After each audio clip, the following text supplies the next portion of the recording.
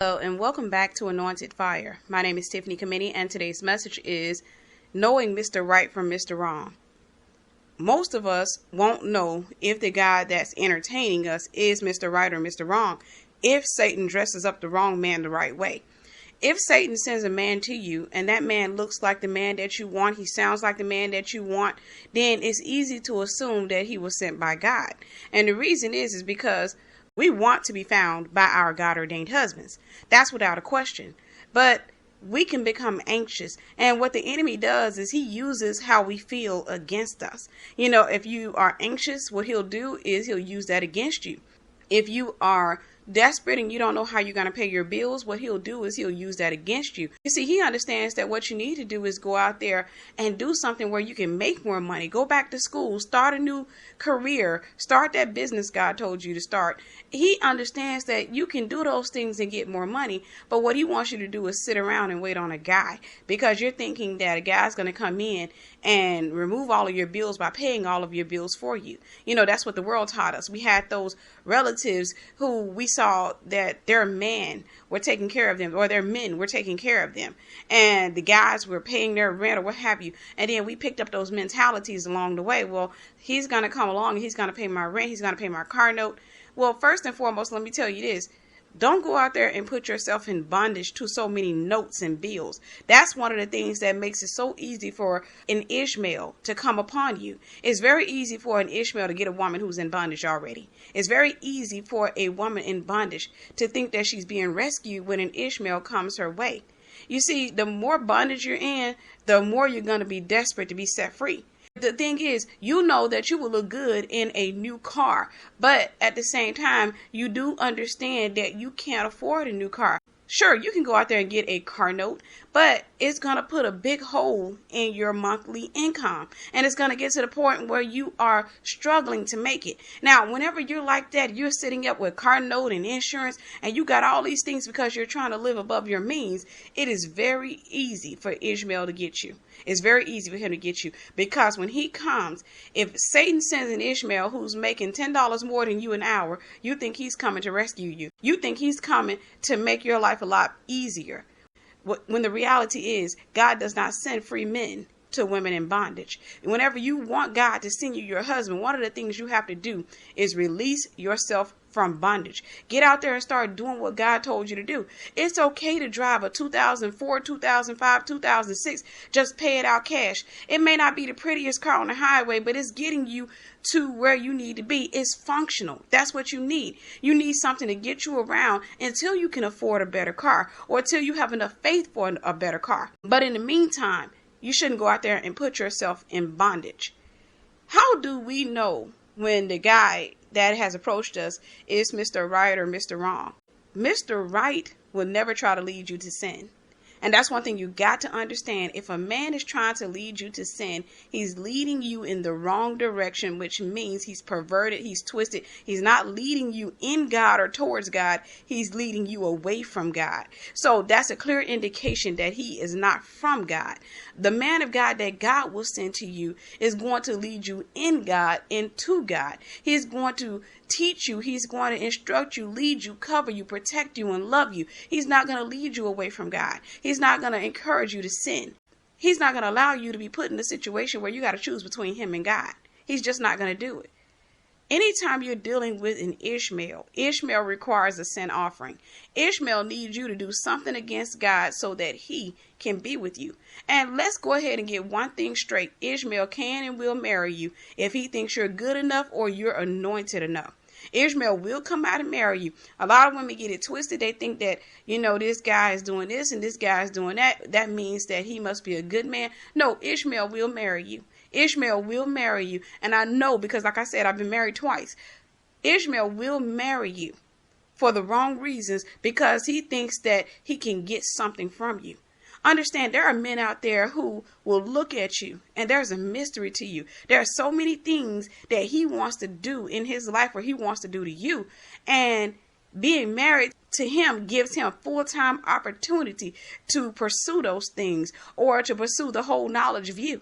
And the thing is, it's just the hunter in him. He wants to get to know you at a greater depth. He wants to go out and do things with you. There's something that he's dreaming about. Every man who wants to be in a relationship with you has a motive. Some motives are good and some motives are not so good. The thing is, whenever a man approaches you, one of the things you need to do is try to figure out what it is that he wants from you. If he wants to get to know you because he loves God and he believes God has sent him to you, that's a good thing. The two of you need to come together and pray and ask God what it is that he wants the two of you to do, whether or not you're called to just fellowship with each other or you're called to walk together as husband and wife. But whenever you're dealing with a guy who he may have a lust, for example, he may have a desire to accomplish a certain life. He may look at you and decide, you know what? You're the type of woman I've always wanted. It has nothing to do with you. It has everything to do with a type. And that's because he's pursuing an idea. He's excited about an idea. Now, when he comes to reality, if you get into a relationship with him, move in with him or marry him, then he's going to eventually come to the reality that, you know what? Everything I want, I still got to work for it. There was no shortcut to it. Not even through this woman. I thought by getting with her, I would have this or I would have that. I thought by combining my income with her that I would have more income. And when he has that mentality, what's going to happen is he gets into a marriage and he sees how hard it is. Even the smallest things may seem so far away from him.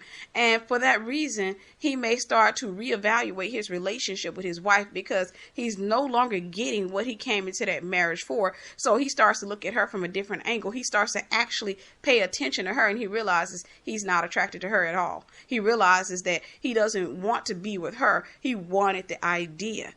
Understand, we talk about women, there are women out there that are gold diggers, and we know their whole objective is to get with a man who has money and to just pretty much take him to the bank. We know that. But one thing that's rarely visited is the fact that there are men out there who have motives. Let me tell you something. There are men out there who will come upon you simply because you're anointed. It has nothing to do with you being beautiful to them or you're being sexy or whatever it is they told you. It has everything to do with the fact that you're anointed. You are a type. They may have, for example, they may have somebody in their family that went out there and got themselves a church girl. And this girl was religious instead of holy. And this girl was out there and she was going to church. She was faithful and she fought hard for her man. Her man was no good, but she stood by his side.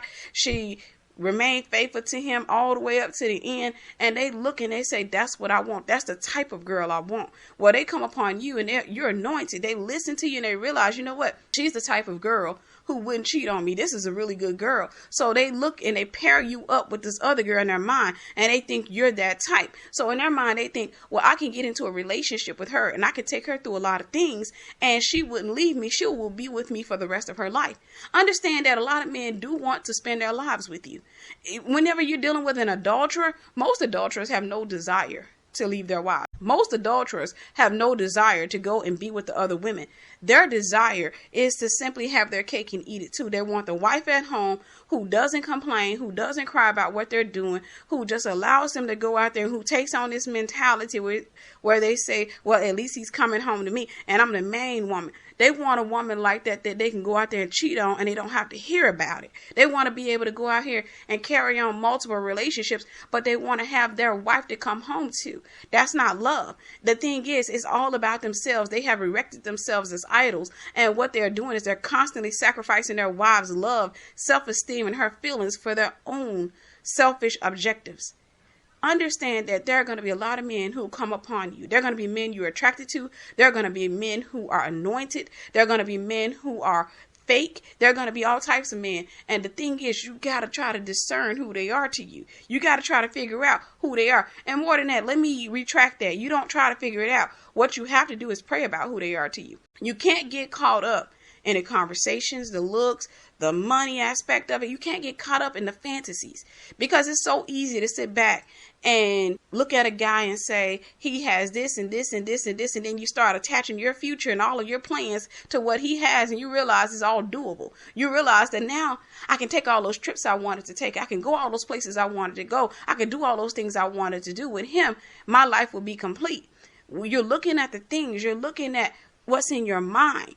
But what the enemy wants to do is pair you up with that man. And what he's going to do is take you in the opposite direction. And he'll try to pacify you, give you a few things that you do want in the beginning. But once he gets you in that union, guess what he's going to do? He's going to start taking away those things in order to tear you down. He's going to start trying to tear down your self-esteem, your self-perception.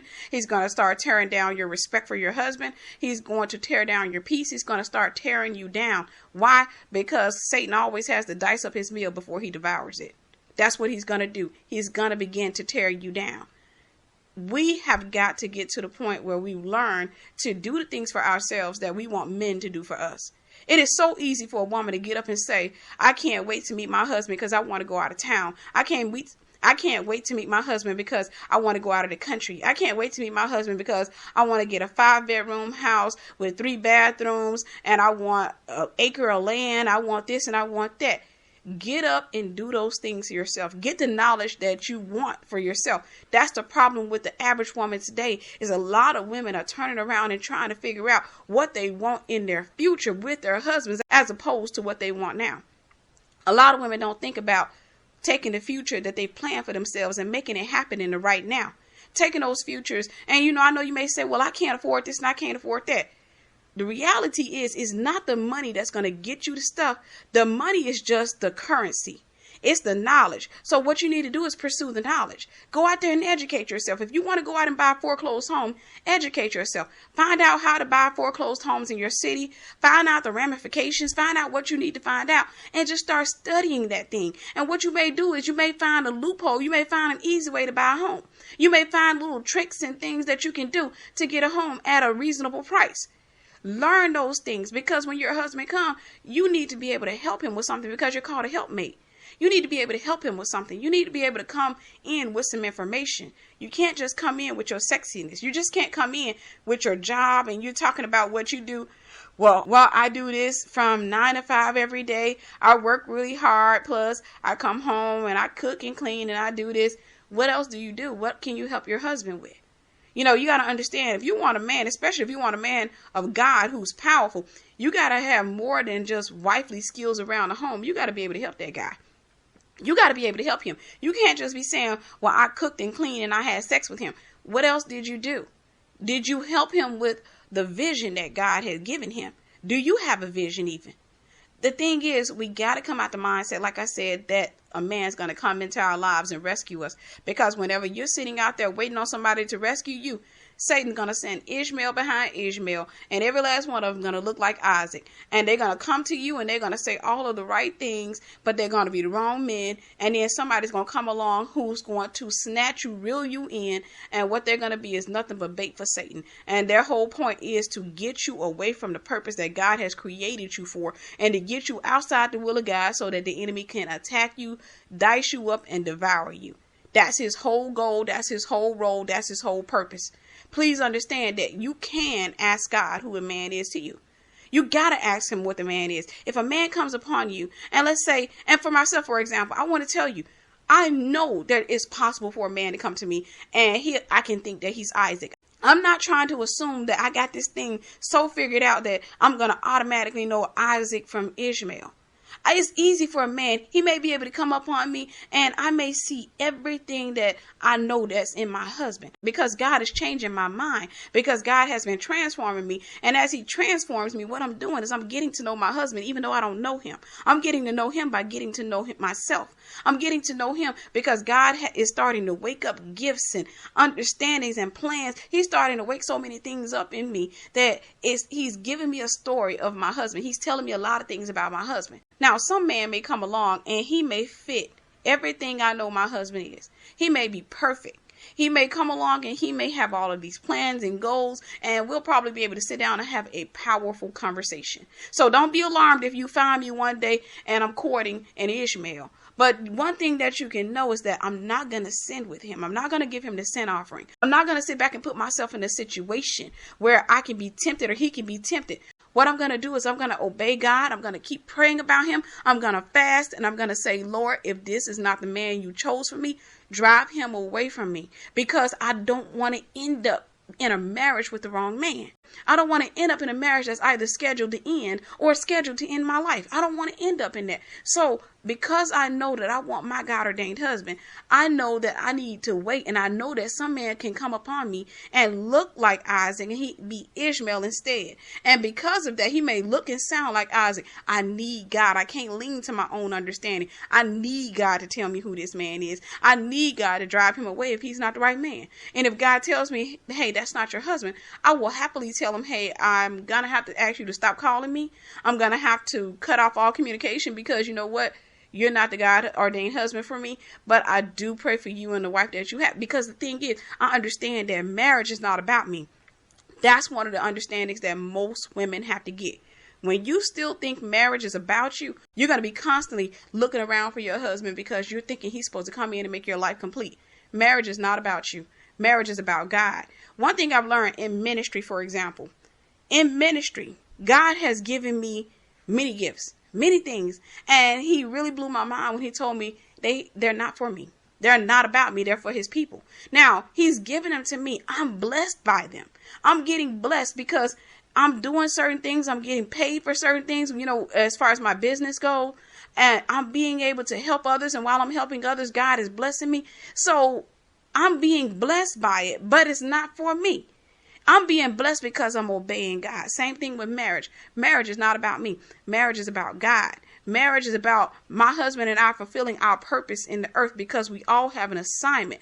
But because I'm obeying God and I'm waiting on the husband that he has appointed for me, because I'm going to be a submissive wife and obey God with my husband, I will reap the blessings as I minister. My marriage is going to minister to other folks. My marriage is going to minister even to myself. So because I'm obeying God, guess what? I'm going to reap the benefits. And while I'm reaping the benefits, I can sit back and tell people, yes, I'm happy. I have a great marriage, but I gotta let them know it's not about me. The marriage was not about me. The minute I start making it about myself, that's when you'll start seeing problems in the marriage.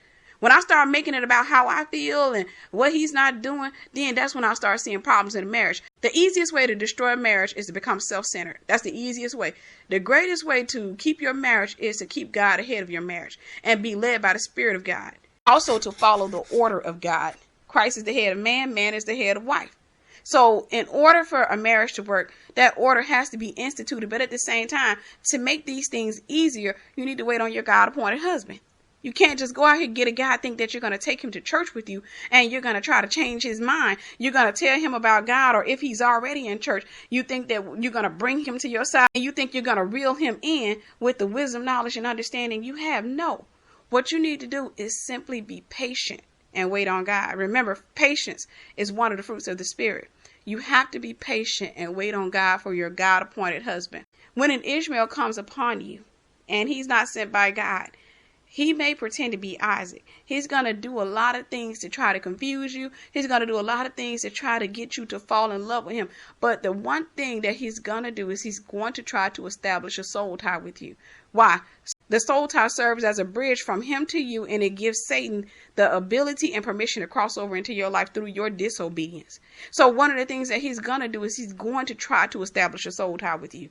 That's why a lot of times, and I've had friends and I've seen women go through things when they dealt with Ishmaels. And, we come together, especially my friends and I, we come together, we talk about it and we laugh about it. But like I had a friend and she told me the guy called her on the phone and he was trying to play these slow jams in the background. She recognized what he was trying to do. He was trying to bewitch her. He started to lower his voice and play this music because what he was trying to do, he was trying to let the music minister to her to get her to relax her morals, to relax her standards. He was trying to let the music take her, but whenever she told him, hey, I don't listen to that music, can you change it? I don't want to hear that. And why are you talking so low? Of course, he got offended because that's not what he wanted. If you submit yourself to God and resist the devil, he will flee from you. This guy got up and fled. He didn't want to have anything else to do with her. Why? He was not appointed to be in her life anyway. You got to stop thinking that you need to do whatever it is you can to hold on to the guy, to keep him from leaving you, and to convince him that you will make a good wife someday. Yes, you will make a good wife, but it makes no difference if you're a good wife to the wrong man. It makes no difference if you're trying to do everything you can. You're going out here cooking, cleaning, being faithful, going to church, serving the Lord for a man who does not serve God, or for a man who's perverted in his thinking, backslidden man. It makes no difference how good of a wife you are, because regardless of what you do, what you say, That man has sin all on the inside of him. It's coming out of his breath. It's coming out of his body. It's coming out of his loins. And the only thing he's doing is he's being led by the sin from within. You'll be in the house going in one direction. He'll be in the house going in the other direction. And that's why the house will be divided and it won't stand. How do you know the difference between the right one and the wrong one? Like I said, it's simple. Don't sin with them. Refuse to sin at all. As a matter of fact, one of the challenges I give you is don't kiss the guy. You have no reason or right to kiss on a man who God has not anointed to be your husband. And if it's a man who comes into your life and says, hey, we're in a relationship and I've been dating you for 3 months and I'll lean in for a kiss and you won't let me kiss you, then 9 times out of 10, he's not your God-appointed husband. The reason is because the Bible says he who lusts after a woman has already committed adultery in his heart. What is kissing? It's foreplay. So the two of you can easily enter sin and temptation the minute you start kissing on each other. What happens if this dude is a great kisser and you get aroused? What happens? You're sitting back and you're trying to fight temptation. And now it's 3 o'clock in the morning and y'all on the phone with each other talking about that kiss. Man, that kiss, whew, girl, I didn't know you kissed like that. And you over there saying, I think we're going to have to stop that. Right then and there, y'all have already emptied temptation. Y'all have already committed to sin. You committed the sin in your heart. So the Bible says you're already guilty of adultery. The thing is, you have to get to the point where you understand that you are sacred. You are your husband's wife. You are his crown. You are his favor. So you don't want to end up on some other guy's hand or on some other guy's arm simply because he's cute and successful or he says the right things. Every time a man comes into your life and he's not the right man, it's probably because it's not the right season of your life to receive your husband. It's the wrong season. And whenever you're dealing with the wrong season, you're going to deal with the wrong men. But if you wait on God, and like I said, you refuse to give him the sin offering, he's going to get up and flee from you. Another thing you have to understand too is that the wrong man will ask you to marry him. You can be sitting back and you can be celibate and telling him you're going to wait on God for your husband. He can turn around and say, hey, I've been thinking about it and I love you and I really want to spend the rest of my life with you. And you can get swept away by that because you're thinking, well, I didn't sin with him. I didn't give him the sin offering. So that must mean he is Isaac. And it's easy to go out there and marry a guy because you were leaning to your own understanding. But here's the thing. All you need to do is ask God who a man is to you. Marriage is so important that it's something that you should fast and ask for answers for. If it, it's something that you should go to God and say, God, I really need to hear from you. I really need you to tell me for sure if this is the husband you chose for me. If not, Lord, drive him away. You don't just get to the point where you get in your mind that, well, he must be Mr. Right because I didn't kiss him. I didn't have sex with him. I told him I was celibate. He did come to church. He does love the Lord. He is a pastor or he is an evangelist or he is whatever he is, or I see him going out and he be ministering to the youth. That doesn't mean a thing. Don't get caught up in those things. Simply stay in the will of God. Stay hidden in God. And what God will do when he sees you're hiding and you're asking him, because he said ye have not because ye ask not. When you're asking him, is this my husband? And he sees that you care what he thinks. When he sees that you're putting him before you put that man, you're putting him before you put yourself, then he'll give you the answer that you need. He'll tell you, hey, yes, that is your husband. Or no, that's not your husband. And whenever you get your answer, guess what? If he's not the right man, you have dodged a serious bullet. You have dodged a serious bullet that would have taken you down, would have hindered you, would have handicapped you for years to come. You have dodged a serious bullet. Whenever a man comes to you, like I said, and he wants a sin offering, he's Ishmael. That's automatic. If he's sitting back and he's trying to have sex with you, he's Ishmael. I don't care how cute or successful he is. Go ahead and dump him. He is an indication of what is to come. He's not the greatest thing that you're going to have.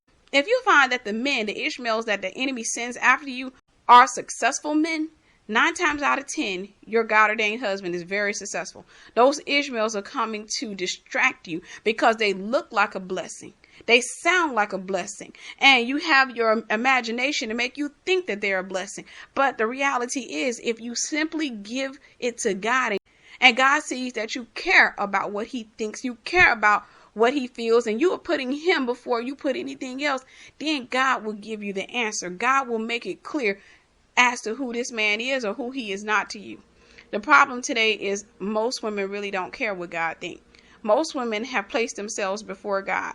A lot of women have come to this understanding that God just has to get on board with whatever it is they want because they don't want to wait any longer. They got bills to pay. They got children to raise. They got places they want to go and things they want to do. And they need their husband for that. And whenever you get to that point, then the enemy finds it really easy. He will keep throwing Ishmaels at you. He'll keep knocking you down time and time again. You'll find yourself sitting in a restaurant sipping wine with the wrong dude. And you're listening to him talking about, so what are your hobbies? Telling you, oh, I like to do this and I like to do that. And you find that those things are some of the same things you like. And you're like, this must be God. No, it's not. No, it's not. I've seen so many women hold themselves back because they were out there constantly dating men. Every time you look around, they were on a date with a dude. Every time some guy came and smiled at them, they got excited because they didn't understand that they needed to take the time out and give themselves completely and wholly to God. One of the greatest things you can do is put God first. That's one of the greatest things you can do. When you put God ahead of your own self, then that's when God will start to lead you. But when you got God behind you, even if you are sitting back and opening your mouth talking about, I got God ahead of me, I put God in the lead. Matter of fact, I pray to him every morning. He's my everything. God knows your heart.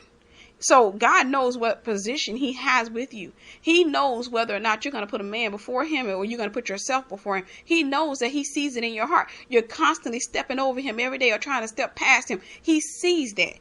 So guess what? He's not going to send your husband to you while you're in that state of mind. You got to get to the point where you care about what he thinks. And the way you're going to know that you care how he thinks is you make it up in your mind that you're not going to marry any man, regardless of how beautiful or successful he is, if God does not approve of him. If you make it up in your mind that you're going to sit back and you're going to submit your whole life to God, and you understand that marriage is not about you. Marriage is about ministry. How do you know when the man who comes in your life is not the right man? How do you know the right man from the wrong man? It's simple.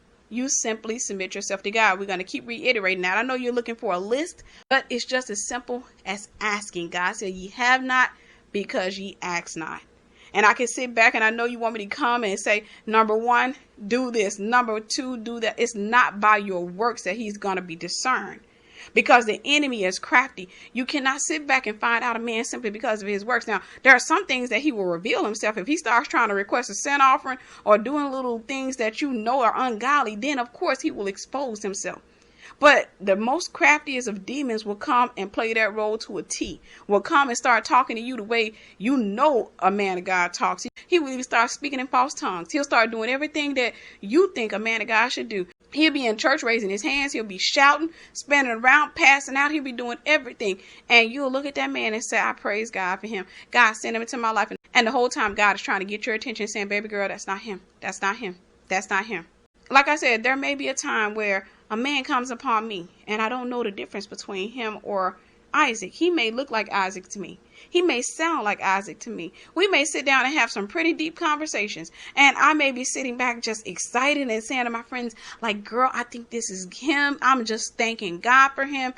But what I'm not going to do is I'm not going to give him a sin offering. What I'm not going to do is I'm not going to start planning my wedding ahead of time. What I'm not going to do is put myself in a relationship with him or announce him. The only thing I'm going to do is keep my mouth quiet, sit back and just watch the cards fall. What I'm going to do is sit back and watch everything fall into place. And I'm going to stay prayerful. I'm going to fast. I'm going to talk to God, and God is going to reveal who he is to me, simply because I know marriage is not about me. It's about ministry. And I want to come together with my husband, not to fulfill any lust, but to fulfill my purpose on the earth. But in the meantime, I'm doing what God told me to do. So I'm already in my purpose. Whenever I come together with my husband, we come together as a team. We come together as two people who join themselves as one to deliver a greater impact against the enemy, and we begin to walk in purpose together. He's already in his purpose. I'm already in my purpose, and the two of us will merge our lives. We will merge our purposes, and we will go out here and we will do what God told us to do, and we'll reap the benefits as we're doing it. Woman of God, God loves you. He wants you to be with the husband he has for you, because he knows that the man he sent to you is going to be great. This man is going to be able to lead you. He's going to be able to protect you and love you. He's going to stay with you all the days of your life. When he gets out of order, God will spank his little behind. God knows what that man is going to do. But at the same time, the whole time he keeps telling you, wait, just wait, just wait. and you're being anxious, he knows that you're going to go out here and get the wrong man. And that man's going to hurt you some kind of bad. That man's going to take you through a lot of things. And in the end, you will turn around and be mad at him. In the end, you'll turn around and say, why did you let me get with him? Or why did you let him do what he did to me? Strike him, do this or do that. God is trying to protect you. He's not trying to punish you whenever you're single. Most of the time, the issue is the woman simply hasn't gotten into her purpose yet. So why would God send her husband to her when she's not in her purpose? She's not doing what God told her to do. Or she does not have the wisdom, knowledge, or understanding that she's required to have to be a wife. She doesn't read her Bible. She doesn't pray every night. She doesn't do what God has called her to do. So because of that, God can't send her husband to her because she's not equipped to be a helpmeet at the time. She doesn't know how to be a helpmeet. What God looks at is the heart of the woman. He's not looking at how long you've been waiting. That's why you see so many women who've been waiting for decades, because they don't understand what it means to be celibate. They don't understand what it means to wait for their husbands. Even though they kept their legs closed, they're constantly entertaining men. They're still doing things that are ungodly. They're having ungodly conversations. They're doing things that are keeping their husbands from them. How ironic that is to be sitting back entertaining some guy and he is pushing your husband back further and further away from you, and you can't get to him because you're entertaining some man that the enemy sent to you. You can't be blessed. The blessings are on the horizon. They're right there at your front door. All you got to do is sit back and answer the call of God on your life and just go do what God told you to do, and you can receive your husband. But how ironic is it that the enemy used the very thing that you are so desperate to have to hinder you? Send some man into your life to entertain you, to distract you, to talk to you, and to try to get a soul tie established with you. Whenever a man's trying to get a soul tie established with you, get away from him. Go ahead and get away from him. He's making it very clear who he is. What he's doing is, without his mouth, he's saying with his body, through his actions, I am Ishmael. I am not your husband. I'm not the appointed one. I'm the one from the flesh. I'm the one for your flesh. All those fleshly desires you have. You said you're lonely, you're desperate, you're broke. I'm the one who's come from the enemy to fulfill those voids. I'm the one who's come from the enemy to tear you down even more and create more voids in your life. And then I'm going to leave you broken, destitute. I'm going to leave you for the next Ishmael to come along and ravish. He's going to break you even more. And then you're going to think you're being rescued again and again. And every time you look up, another Ishmael is going to come and he's going to rip a hole out of your soul. Every time you look up, why? Because you're anxious and you're desperate and you think it's all about you. You think it's all about getting in a relationship and having the life you want, the white picket fence. No, marriage is ministry. When you make it up in your mind that you and your husband are coming together to minister to the people of God and to do the will of God, and y'all going to go out here, you're going to lay hands on the sick and do whatever God called you to do, minister, evangelize, do whatever God called you to do. When you come to that understanding, then you'll start to treat your husband, even before you meet him, you'll start to treat him like a wife treats her husband. You'll start to pray for him. You'll start interceding for him. You'll start preparing for him. Because if you are sitting at home and your husband is at work and you know he's getting ready to come home, you're going to make sure that your house is clean. If you're a good woman, you're going to make sure the house is clean. You're going to make sure the food is cooked. You start preparing for him. That's what you're supposed to be doing now. You're waiting on him to come home. You're waiting on him to come into your life. You need to start preparing for him. But in your preparation, you have to come to the understanding that he's not coming into your life to rescue you. He's not coming into your life to make things easier. He's coming into your life so the two of you can merge your lives and the both of you can go out here and do the will of God. I love to see when people of God wait on God, they're celibate. They do whatever God told them to do, and they're found by their God-appointed husband. It's such a beautiful thing because it's a rare sight. It's such a beautiful thing. And you know that these two are going to come together and they're going to make a great impact in the earth. They're going to go out here and do what God told them to do. And it's just such a beautiful thing. It's such a beautiful thing. You know, you want to be a fly on the wall just to watch and see that thing unfold, because when two people come together in the name of God, he's in the midst of them. God is always in the midst of these people. So you see a powerful couple. That's what powerful is. But powerful isn't a couple who comes together who are smart and intelligent and they going out here and they go getters. No, a couple is only powerful when the Spirit of God resides in them, is with them everywhere they go. When they go out here and they're making an impact, they're making a greater impact. I know you think that now is the time for your husband to find you. In 2015, a lot of women are going to be found by their husbands. And at the same time, in 2015, a lot of Ishmaels are going to discover a bunch of ladies who are outside of the will of God. And guess what's going to happen to them? They're going to end up in relationships with these men. They're going to end up in marriages. They are nothing but testimonies on the horizon, testimonies that are waiting to be told. And these are going to be women who are going to have their hearts broken. They're going to have their lives changed. And guess what's going to happen to them? They're going to have their minds changed. They're going to have their minds renewed. What God wants us to do, read the word of God and let our minds be renewed. But what happens is whenever we refuse to do things God's way, we enter into trials and tribulations. And those trials and tribulations drive us to our knees. Those trials and tribulations cause us to open our Bibles and start reading. That's why you find yourself like me. I was a rebellious woman. I was extremely rebellious. I got into 2 marriages in sin, fornicated before him, didn't want to listen to God, was trying to do things my way, figured I can get what I want first and then I can come back and satisfy God later. That's how I thought. And you can get into those relationships and you don't want to consult God or do what God told you to do. What ended up happening to me in those marriages was I started opening my Bible all the more. I started getting on my face. I had to pray because of what I was going through. I had to consult God. I started reading my Bible page after page. It got to the point where I became a faithful Bible reader. Got to the point where I became a faithful prayer. See, the things I would not do outside of marriage, I ended up having to do in marriage because I found myself in a lot of pain. I found myself being grieved. But at the same time, it had to transition. I had to stop doing it because I was being grieved. And eventually, as I read the Bible and I got to know God more and I started getting on my face more and I got an understanding of how much he loved me, then I started doing these things because he loved me and because I loved him and because I want him to be pleased with my life.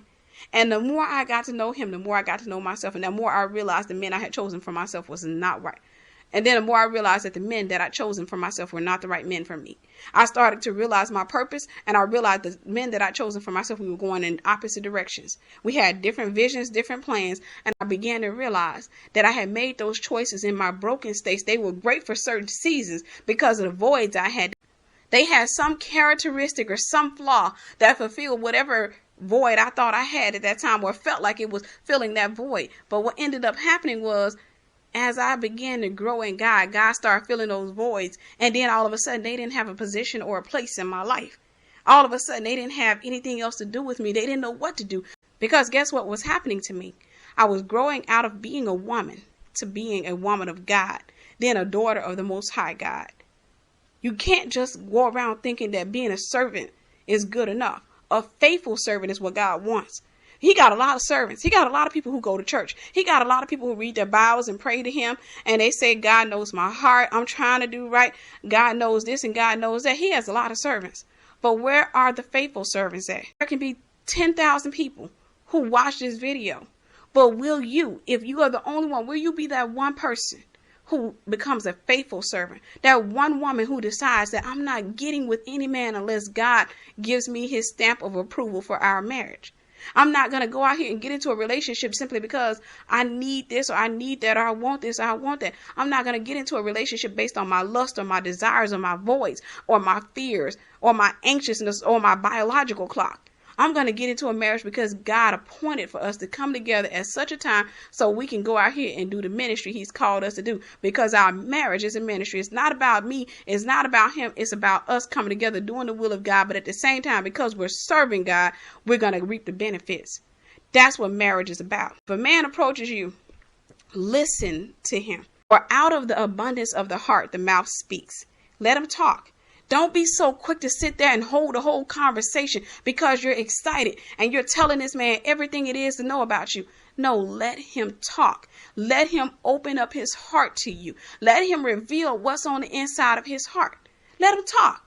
If you're sitting on the phone with him for 2 hours and this man has gotten 3 sentences in, it's easy for you to be deceived because the whole time you're sitting back and you're yapping and yapping. And I understand because I'm a very talkative woman. But you got to let him talk. Let him speak what's on the inside of his heart. Don't let him keep asking you questions. What you do is you ask him questions. You let him talk. Ask him about his previous relationships. Ask him about why this relationship didn't work. Ask him questions. Because sometimes some men you really don't have to pray about. Some Ishmaels are obvious. You let that man go. You walk away from that relationship and you come to the understanding that your husband is near. He's on his way. That's why the enemy is throwing Ishmaels at you. Ishmael is nothing but a dart. This is a dart that the enemy throws to take you down. So what you do is you simply let that man talk. Don't be so quick to run and talk. And at the same time, don't be running out there trying to accept gifts and things from him. One of the things I had to learn when I was younger is that if you accept gifts from a crazy man, he gets crazier. So it's always better to never accept a gift from a man until you come to understand who he is. Most of the time, an Ishmael will want to give you gifts, and sometimes they want to give you lavish gifts. And these gifts make you feel obligated to be with them regardless of what God says. And at the same time, it makes them feel like they are entitled to you. They feel like I paid for you. I went and paid your car note. I went and did this. Stop allowing men to do that when they come into your life. It's not worth it. What you need to do is you just tell him the gesture is good and I thank you for the gesture, but at the same time, I cannot accept that gift.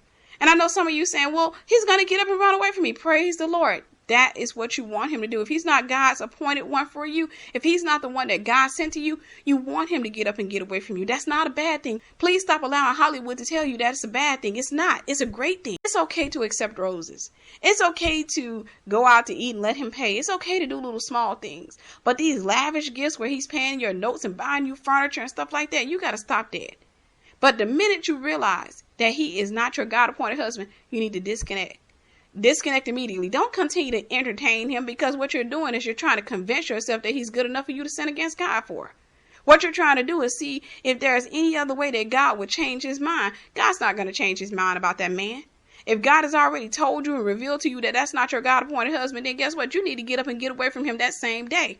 You need to go ahead and end that relationship that same day. If you have not given him the sin offering, there is no soul tie established, which means your heart won't be broken. Yeah, your feelings may be a little hurt, but your heart won't be broken. You may be saying, oh man, he was such a great candidate. I thought he was the man. Oh, he had almost everything I wanted, or he had everything I wanted. I mean, that's normal. But if God did not give his stamp of approval, and that man came that well fitted, guess what? That man had some problems that he was going to bring into your life, because the enemy dressed him up really well to send him into your life. And the enemy was going to use him to bring you down. He was going to attack your ministry, attack your womb, attack your finances, attack everything it is about you, even attack your children through that guy. He was going to use that guy big time in your life. Woman of God, you got to find out who the guy is. Every time a man approaches you, find out who he is. Find out his motive. If you listen to him talk, he'll tell you his motive. If you sit back and you let that man talk to you, he'll tell you his motive. If you're not too busy trying to control the conversation and you're trying to run and tell him everything, if you sit back and let him tell you what's on the inside of his heart, he will reveal his motive. He will tell you, well, you know, I'm looking at this and I'm looking at that. And he may try to be elusive at first and not try to tell you everything. But when you're talking to him and he's talking to you, eventually he's going to open his mouth and one of those bones are going to fly out. And he'll tell you, yeah, that's what I imagine you doing. You know, I just think you remind me of my ex. Oh, okay, so I'm in your life because you're not over your ex. So what you're trying to do is date your ex vicariously through me. No, thank you. Walk away. Find out what it is that he wants from you so that you don't end up in a relationship with a man that God has not appointed for you. At the same time, we got to come out of this type mindset.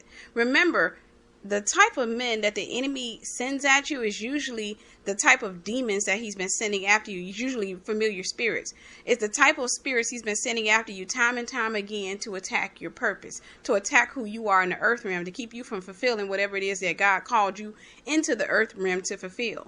A lot of times these men will come in directly or indirectly attack your purpose. For example, if you happen to be a woman who has been called to a deliverance ministry, well, that man may try to beat you. He may try to maim you to the point where you can't get out there and lay hands on anybody. You can't get out there and do the things. The enemy wants to use him to bring you down. For example, and it's ironic, I have a single and marriage ministry. I have a relationship ministry. Now, it's kind of ironic that I ended up being married twice. Why? Because the enemy wanted to discredit me. The enemy wanted to discredit the word of God that was going to come forward through me. See, I didn't know those things. I knew that I used to coach folks when I was in the world, and I gave pretty good advice back then. But of course, my advice was tainted. You really had to eat the meat and throw away the bones. But the enemy knew things about myself that I didn't know about me. And for that reason, what he did was he sent a direct attack against the ministry that God has called me to operate in. And that's why a lot of times with women who are anxious to get married, the enemy has a particular type that you are interested in. He has a particular type that he constantly sends at you, because what he's doing is he's trying to tear you down. It's very hard to build a woman up who's been torn down by life and by men. It's very hard, and the enemy knows that. It's very hard to reach her. It's very hard to get her to understand that she is beautiful. She is anointed. God does forgive her. God does love her. She's not hell bound. It's really hard to get her to understand that she is valuable. Even though she may have 8 kids by 8 different men, it doesn't matter. God still loves her. God still loves her, and he wants to prosper her. You see, the enemy wants to use whatever we've been through to keep us from being found by our God-appointed husbands. And for me, I know that he's going to try to discredit my ministry. I know that. I know that 9 times out of 10, he's going to send an Ishmael my way. I know that because what he wants me to do is he wants me to fall so that I turn around and not follow the very teachings that I'm speaking. I know that he's going to try that. That is something that I'm fully aware of because I recognize the nature of his attacks now. I recognize how he comes at women of God.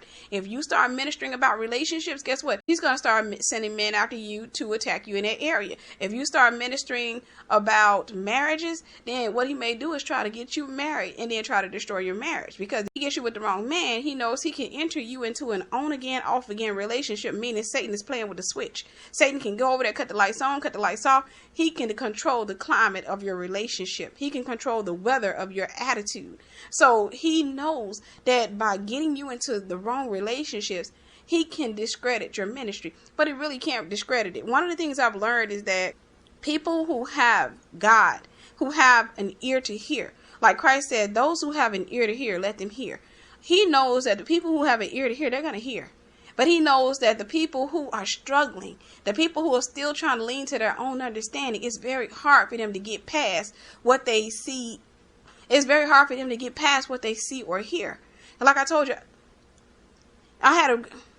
for example, I had a girl one time to tell me that she could not listen to Juanita Bynum's No More Sheets. I was telling her, hey, check out Juanita Bynum's No More Sheets. And she was like, well, to be honest with you, I really can't listen to her because she's been married twice. She's been married and divorced twice. And I told her that's even more reason to go out and listen to her. Of course, at that time, I was married. But I told her, I said she knows where she made her mistakes. And the reason I told her that was because I had come to realize where I made my mistakes. I had come to realize that I had really made a mockery of myself by going out here and doing those things when I was supposed to be in church serving God. But the reality was, when I got married the first time, I was in the world. I was fresh out the world. I was still battling with a worldly mindset. When I got married the second time, I had grown up, but I had reached a stage of religiousness, whereas I was no longer in the world entertaining worldly thinking. I had become religious. I was trying to still do things of the world, but at the same time, I was performing rituals for God. I was going to church and reading my Bible because I thought that's what I needed to do to get into heaven. So I wasn't about God. I wasn't trying to serve God. I wasn't trying to please God. I was more so trying to please myself and hoping that God would co-sign. I was still in that mentality. It wasn't until in that second marriage when he started to grow me up and he started giving me wisdom, knowledge, and understanding, and he started to feel my voice, that I came to understand that I had a greater purpose than to be some man's wife. I had a greater purpose than to be sitting back in a home with a guy that I can't even communicate with. I had a greater purpose than the purpose that I had drawn out for myself. I had created this plan for my life, and it couldn't even touch the plan that God had for me.